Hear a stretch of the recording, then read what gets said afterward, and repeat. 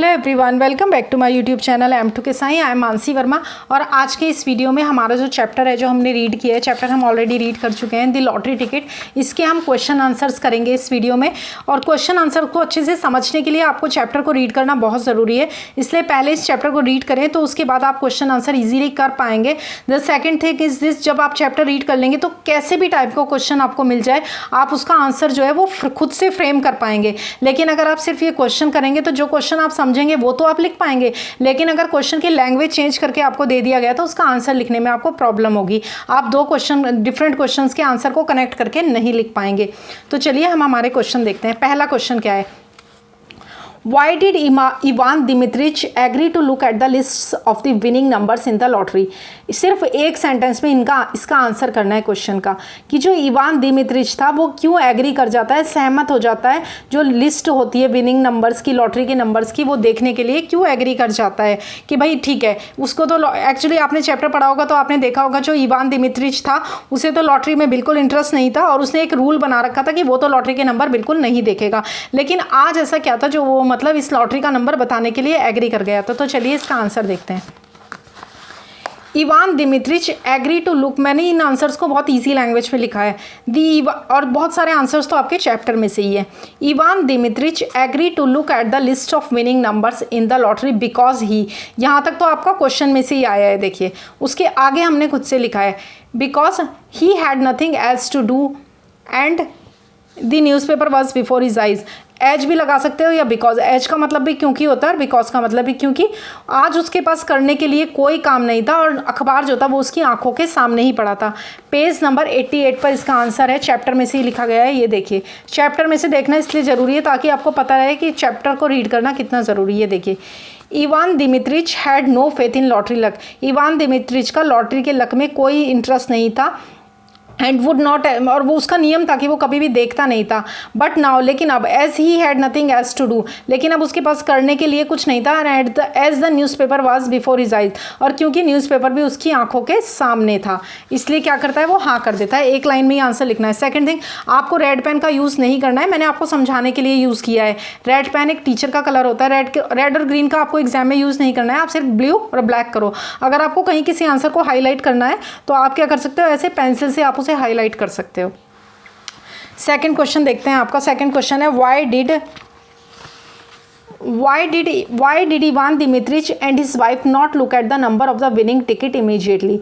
कि जो Ivan Dmitrich है वो और उसकी जो वाइफ है माशा, वो जो है क्या करते हैं, वो तुरंत विनिंग टिकट का जो नंबर है इमीडिएटली तुरंत उसकी तरफ क्यों नहीं देखते हैं। तो देखते हैं इसका answer, because it was pleasant to her as to him. क्योंकि उसको, इवान को और उसकी वाइफ माशा को, दोनों को बड़ी खुशी हो रही थी। To torment and tantalise oneself with hopes of possible fortune is so sweet so thrilling. क्योंकि जो संभावित धन था उसकी प्राप्ति की खुशी से उनको बहुत ज़्यादा वो खुश हो रहे थे और वो अपने आप को क्या कर रहे थे, टॉर्मेंट का मतलब होता है, मतलब अपने आप को यातना दे रहे थे, कष्ट दे रहे थे। और टेंटलाइज का मतलब होता है अपने आप को तरसा रहे थे, ललचा रहे थे कि अच्छा हमें तो 75,000 रूबल मिलने वाले हैं। इस उम्मीद से ना बहुत ज़्यादा खुश हो रहे थे, अपने आप को क्या कर रहे थे, टॉर्मेंट, टेंटलाइज कर रहे थे, तरसा रहे थे अपने आप को। पेज नंबर 89 पर इसका आंसर है, ये देखिए पेज नंबर, ये देखिए 1B, मैंने आगे नंबर लिखा है 1B। हिज वाइफ, ये देखिए यहाँ पर, to torment and tantalise oneself with hopes of possible fortune is so sweet so thrilling. इसलिए उन्होंने क्या किया, did not try to find out the number of the winning ticket. इसलिए उन्होंने विनिंग टिकट के नंबर को find out करने की कोशिश ही नहीं की। थर्ड क्वेश्चन है आपका, what does Ivan Dmitritch compare his relatives to. कि इवान दिमित्रिच जो है वो अपने रिश्तेदारों की तुलना किससे करता है। तो चैप्टर पढ़ते हुए ही मैंने आपको बताया था कि वो अपने रिश्तेदारों की तुलना किससे करता है, they are such reptiles he thought. अब वो A3 का आंसर है, वो कहता है कि वो तुलना करता है उनकी रेप्टाइल्स यानी कि रेंगने वाले कीड़ों से वो तुलना करता है उनकी। पार्ट ए के तीनों क्वेश्चन हो गए, इनका आंसर 1 लाइन में ही करना था। बी पे आते हैं, answer the following questions in about 30 to 40 words. 30 से 40 शब्दों में इनका आंसर आपको देना है। Was Ivan Dmitritch a regular lottery player, why did he take such an interest in the result of this particular lottery. ये कह रहा है कि क्या इवान दिमित्रिच जो था वो एक रेगुलर लॉटरी प्लेयर था, वो हमेशा लॉटरी खेलता था। वाई डिड ही टेक, और उसने इतना इंटरेस्ट क्यों लिया इन the result of this particular lottery के टिकट के रिजल्ट में, परिणाम में उसने इतना इंटरेस्ट क्यों लिया। तो इसका आंसर देखते हैं। पेज नंबर 88 पे इसका आंसर है। देखो कितने, मैं आपको क्या कहती हूँ कि क्वेश्चन चेंज होता है लेकिन आंसर सेम रहता है। 1A का आंसर भी इसी लाइन में था और B1 का आंसर भी इसी लाइन में है। अब यहाँ पर देखो, Ivan Dmitritch had no faith in lottery luck, कि इवान दिमित्रिच को तो लॉटरी लक में कोई फेथ नहीं था। And would not as a rule have concentrate, यहाँ से यहाँ तक इसका आंसर है।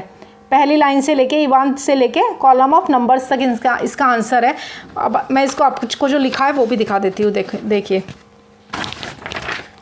नो, नेक्स्ट इसका आंसर है।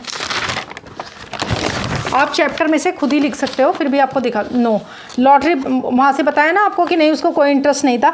Lottery players, he had no faith in lottery luck and would not as a rule have concentrate to look at this list, और मतलब एक नियम के अनुसार वो उस लिस्ट पर देखने वाला भी नहीं था of winning numbers. But now, लेकिन अभी, as he had nothing to do, लेकिन अभी उसके पास करने के लिए कोई काम नहीं था। And as the newspaper was before his eyes, और न्यूज़ पेपर भी उसकी आंखों के सामने ही पड़ा था। He took interest in to the result of this particular lottery, इसलिए उसने इस पर्टिकुलर, इस विशेष, मतलब इस लॉटरी को देखने, रिजल्ट को देखने में उसने इंटरेस्ट ले लिया। ये आपका B2 का था, आपका B1 का था। आपका B2 का जो क्वेश्चन है वो है, what was some of the things that Ivan Dmitritch would have like to do had his wife won the lottery, कि वो कौन सी कुछ चीज़ें जो इवान दिमित्रिच जो है जो करना पसंद करेगा जब उसकी वाइफ जो है लॉटरी का टिकट जीत जाएगी। तो ये आंसर लिया गया है, रेड पेन में जो लिखा गया है वो सारा का सारा आपका आंसर है कि वो क्या क्या करना पसंद करेगा। और कहाँ से इसका आंसर लिया गया है, पेज नंबर 89 से लिया गया है। ये देखिए आपके टेक्स्ट बुक के पेज नंबर 89 पे B2, यहाँ से लेके यहाँ तक इसका आंसर है। He said why it will be a new life, वो कहता है कि भाई जीवन ही बदल जाएगा। It will be A transformation हो जाएगा। वो अपनी वाइफ को कहता है टिकट तो बेशक तुम्हारा है but if it were mine, लेकिन ये मेरा होता। अब यहाँ से उसने बताया वो क्या क्या करेगा। I should first of all of course spend 25,000 on real property, सबसे पहले तो वो 25,000 रूबल की क्या करेगा, वो रियल प्रॉपर्टी खरीदेगा स्टेट में, यानी कि प्रॉपर्टी में वो लगाएगा। 10,000 रुपये का क्या करेगा, वो इमीडिएट एक्सपेंस करेगा किस पे, न्यू 10,000 रूबल का नया फर्नीचर खरीदेगा, ट्रैवल करेगा, कर्जा चुकाएगा एंड सो ऑन। और जो बचेंगे 40,000 रूबल उनको वो क्या करेगा, बैंक में रख देगा। जो इंटरेस्ट आएगा, जो ब्याज आएगा, उससे वो अपना खर्चा चलाएगा। तो ये आपका B2 का आंसर है। B3 देखते हैं। What thoughts about his wife and her relations began to trouble Ivan Dmitrich, कि उसकी वाइफ के बारे में जो विचार थे इवान के, उसकी वाइफ के और उसके रिश्तेदारों के बारे में जो विचार थे वो इवान दिमित्रिच को कैसे परेशान करने शुरू कर देता है। तो मैंने आपको बताया था ना कि वो अपनी वाइफ के बारे में कितना ख़राब सोचता है और उसके रिश्तेदारों के बारे में तो बहुत ही बुरा सोचता है। तो इसका आंसर पेज नंबर 92 पे है, इवान दिमित्रिच से लेके मिस फॉर्च्यून तक। तो चलिए आंसर देखते हैं। ये देखिए B3 का आंसर है ये। Ivan Dmitrich thought of our relations, क्या सोचता है उनके बारे में। देखो, all those rest brothers and sister, वो सभी दुष्ट भाई बहन अंकल आंटी वो क्या करेंगे, वो जल्दी से दौड़ते हुए भागते हुए हमारे यहाँ आ जाएंगे। और क्या करेंगे, मतलब जैसे ही उनको पता चलेगा ना कि हम लॉटरी टिकट जीत गए, वो भागते हुए आएंगे और क्या करेंगे, भिखारियों की तरह हमारे सामने गिड़गिड़ाएंगे और चिकनी चुपड़ी झूठी ढकोसली वाली बातें करेंगे। हिपोक्रिटिकल मतलब ढोंगी वाली स्माइल देंगे, मुस्कुराहट देंगे। और अगर हम उन्हें थोड़ा बहुत दे देंगे तो वे और मांगेंगे, और नहीं देंगे तो हमें हर तरह की क्या करेंगे, स्लैंडर करेंगे, गालियां देंगे और मिस फॉर्चून हमें बद्दुआएं देंगे। यहाँ से लेके यहाँ तक इसका आंसर है B3 का, क्वेश्चन B3 का। और क्वेश्चन B3 ये रहा आपका। नेक्स्ट पेज पे मूव करते हैं।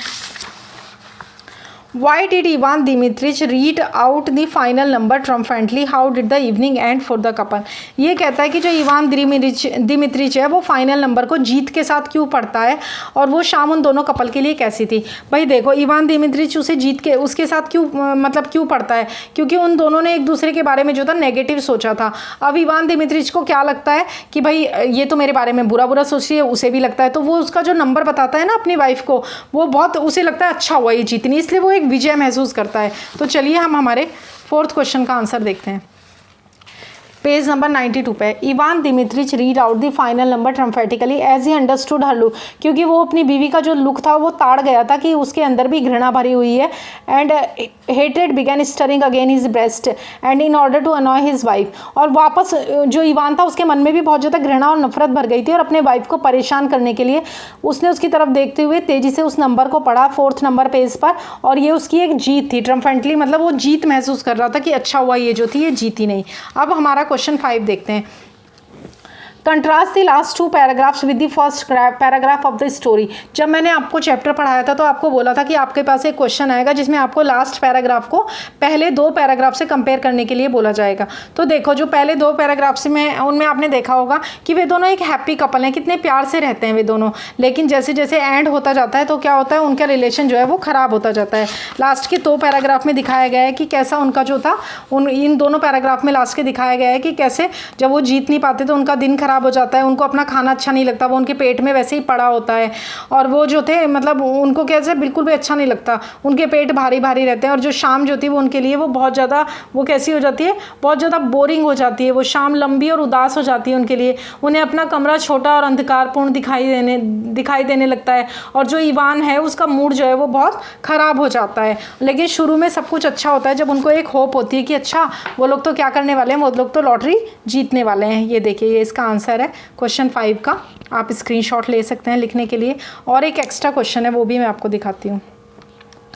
What happened to Ivan when he read the 4 digit of lottery ticket? कि इवान को क्या होता है कि जब वो लॉटरी टिकट का मतलब नंबर देखता है। तो देखो इसका आंसर आपका पेज नंबर 93 पे है, जो मैं आपको दिखा देती हूँ। पेज नंबर 93 पे ये देखिए, पेज स्टार्टिंग में ही है। वो क्या करता है जब वो नंबर देखता है, वो क्या करता है जल्दी से, he hurriedly drop the paper on his knees, वो जल्दी से पेपर को अपने घुटनों पर गिरा देता है, without looking to see the number of the ticket, मतलब टिकट का नंबर देखे बिना ही वो उसे अपने घुटनों पर रख लेता है। एंड जस्ट एज दो someone had given him a douche of cold water, और उसे ऐसा लगता है जैसे किसी ने उसके ऊपर ठंडा पानी उड़ेल दिया हो। इस तरीके से उसका जो ये मतलब उसको अजीब सी फीलिंग होने लगती है। अब लास्ट में आपके आते हैं answer the following questions in about 150 words, और लास्ट में आपके 3 लॉन्ग क्वेश्चन आते हैं जिनका आंसर आपको 150 वर्ड्स में करना है। देखिए इनको 150 वर्ड्स वाले आंसर्स को रटने की कोई ज़रूरत नहीं है, इनको आपको समझने की ज़रूरत है। जब आप समझ लोगे तो आप बहुत ईजीली किसी भी क्वेश्चन का आंसर ड्राफ्ट कर पाओगे। तो देखो, how is Chekhov's story a satirical comment on human thought and aspirations, मतलब सैटायरिकल कमेंट होता है व्यंग्यात्मक कमेंट का मतलब तो आपको पता ही है, कमेंट मारना, किसी को टीका टिप्पणी करना। वो कह रहा है कि चेखव की जो स्टोरी है वो एक कमेंट है जो मानवीय विचार और आकांक्षाएं हैं उनके ऊपर। तो बिल्कुल है भाई। अब इसका आंसर देखते हैं। मैंने आपको यहाँ शॉर्ट में एक आंसर लिख के दिया है, इसको आप इलेबोरेट कर सकते हो।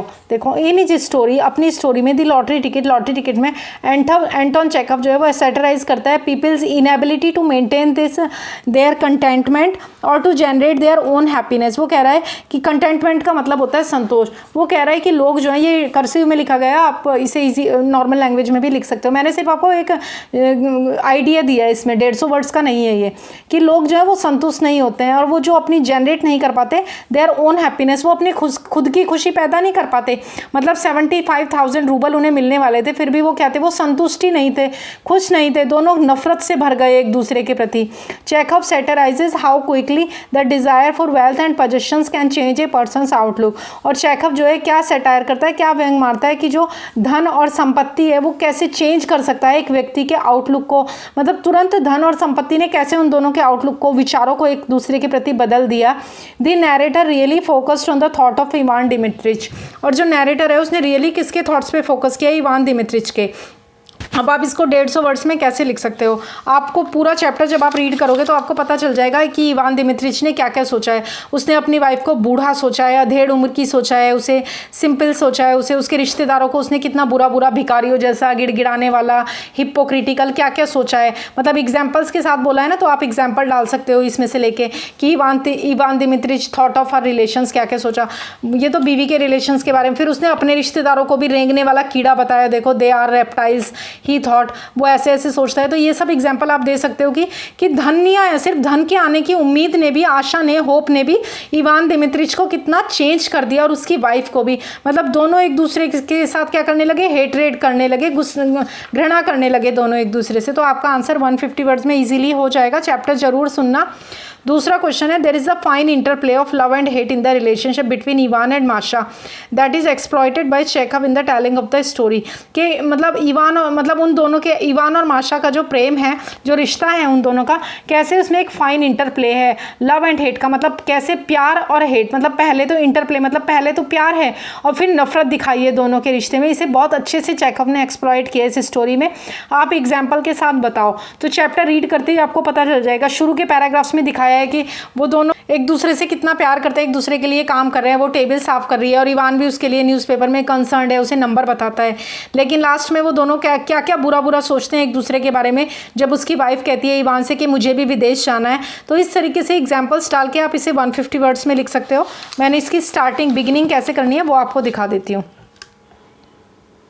ये देखिए, the lottery ticket is a story about a man Ivan and his wife माशा। लॉटरी टिकट एक कहानी है इवान एक आदमी और उसकी वाइफ माशा के बारे में। Who thought that they had won a lottery, जिन्होंने सोचा कि वो लॉटरी का एक टिकट जो है वो जीत चुके हैं। The stories walk the reader through a series of fantasy. और जो ये स्टोरीज़ हैं वो जो रीडर है, जो पढ़ने वाला है, उसको बहुत सारी फैंटेसी मतलब कल्पनाओं में से लेके जाती है। रिगार्डिंग दिस फैमिलीज इमेजिनेशन, इस परिवार की जो कल्पना है उसके बारे में। What they would do with the money, कि वे इस रुपयों से क्या करेंगे। With the money in case they won a lottery ticket, अगर वो ये लॉटरी जीत जाते हैं। It is built progressively from the beginning to the end. और ये प्रोग्रेसिवली मतलब शुरुआत से लेके एंड तक इसको ना एक प्रोग्रेस दी गई है। मतलब कैसे पहले अच्छा है, पहले वे क्या सोचते हैं, फिर कितना बुरा सोचते हैं, फिर और बुरा सोचते हैं। ये जो हैंड रिटन नोट्स हैं इनमें शुरू के सभी क्वेश्चंस का आंसर है। जो लॉन्ग क्वेश्चन है उनकी बिगिनिंग कैसे की गई है वो आपको दिखाया गया है। तो ये C2 की बिगिनिंग है, ऊपर C1 की बिगिनिंग है। आप इसकी स्क्रीनशॉट ले सकते हैं। सेकंड थिंग, आपको वीडियो अच्छा लगे तो प्लीज़ इसे लाइक करें और ऐसे और यूज़फुल वीडियोस के लिए मेरे चैनल M2 साई को ज़रूर सब्सक्राइब करें। तो ये आपका आंसर है, ये भी आपका आंसर है। अब उसके बाद आपका जो लास्ट थर्ड क्वेश्चन है वो देख लेते हैं। Do you think the story is unrealistic, elaborate on your answer. ये कह रहा है कि क्या तुम्हें लगता है कि ये जो कहानी है अनरियलिस्टिक है, मतलब रियल होता है सच्ची, और अनरियलिस्टिक मतलब जो सच्ची ना हो वैसी है। इलेबोरेट ऑन योर आंसर, अपने आंसर के ऊपर इलेबोरेट करो, मतलब डिटेल में लिखो।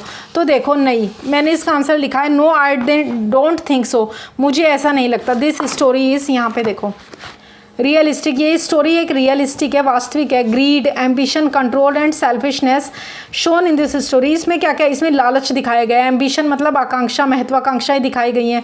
कंट्रोल एंड सेल्फिशनेस मतलब सब कुछ इसमें दिखाया गया है। In this story a large amount of unexpected money ruins their marriage and life. जो एक लार्ज अमाउंट है अनएक्सपेक्टेड मनी की, मतलब उम्मीद भी नहीं है कि वो मिलेगी या नहीं, उस पैसे ने क्या किया, रियून, उनकी मैरिज जो थी, उनकी जो शादीशुदा जीवन था उसको रियून कर दिया, बर्बाद कर दिया, एंड लाइव्स, और उनके जीवन को भी। अब इसको आप आगे इलेबोरेट करके लिख सकते हो। इसमें भी आंसर सेम जाएगा आपका, सब में सिर्फ क्वेश्चन आपका चेंज होगा। उसी में से आप एग्जांपल डाल सकते हो कि कैसे शुरू में वो दोनों प्यार से रहते हैं, एक दूसरे की हेल्प करते हैं, बाद में दोनों एक दूसरे से हेटरेट करने लगते हैं, नफरत करने लगते हैं। मतलब एक ही तो क्वेश्चन आने वाला है ना आपको एग्जाम में लिखने के लिए, 10 तो आने वाले नहीं है जो 10 आंसर याद करने हैं। चैप्टर को ध्यान से सुन लो, फिर जो भी क्वेश्चन आए चेंज करके आपका आंसर लगभग मिलता जुलता ही रहेगा तीनों क्वेश्चन का। ये लो, आप स्क्रीनशॉट ले सकते हो क्वेश्चंस का भी, if you don't have the book. Video अच्छा लगा हो तो प्लीज़ लाइक करें, मेरे चैनल M2 साई को ऐसे और यूज़फुल वीडियोस के लिए सब्सक्राइब करें। अगर और कोई चैप्टर भी आपको चाहिए जिसको आपको यहाँ पे रीड कराना है, या आप अपनी बुक का नाम मुझे बता सकते हैं, तो I will read that out for you. Thank you very much for watching.